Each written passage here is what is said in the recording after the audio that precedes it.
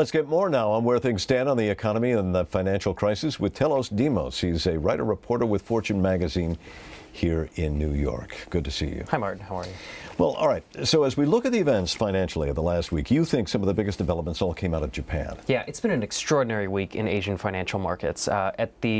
Yesterday, Japan announced a rate cut to its interest rate. It also announced a big stimulus package. What's been happening is that as people have been fleeing investments in stock markets, in emerging markets, in commodities markets, they've been buying up safe currencies like the yen and the dollar.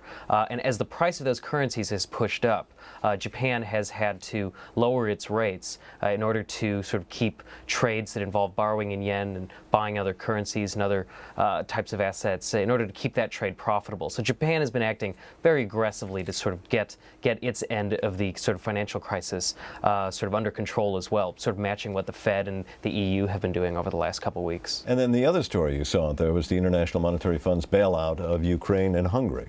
Yeah, I mean, these emerging market economies, you know, as people have been buying up yen and dollars, they've been selling Hungarian forints, Ukrainian currency, Russian rubles, and what the IMF did was, in order to help those countries maintain the value of those currencies, it gave them big bailout packages, you know, billions of dollars, $25 billion to Hungary this week, for example, in order to help those countries sort of shore up their currencies and keep money there rather than seeing it continue to flee for the safety of dollars, yen, treasury bills, you know, kind of very safe assets. As we already pointed out, this October was certainly one of the worst financial months in a long time. Any indication we might be at the bottom? Well, it's hard to say that, just because here in the U.S. and in Europe, sort of where this crisis has all begun, there are just more shoes to drop. There are not only, you know, we've seen what's happened with housing prices, but we've also going to see something with commercial real estate.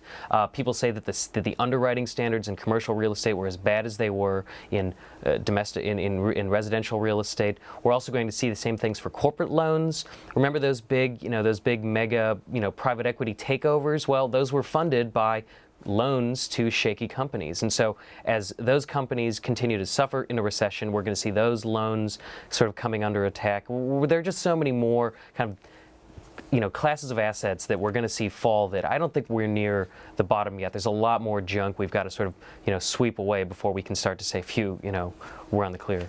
Well, plenty to look forward to then with November and the end of the year coming up. Telis, thank you very much with Fortune magazine. Thanks, Martin.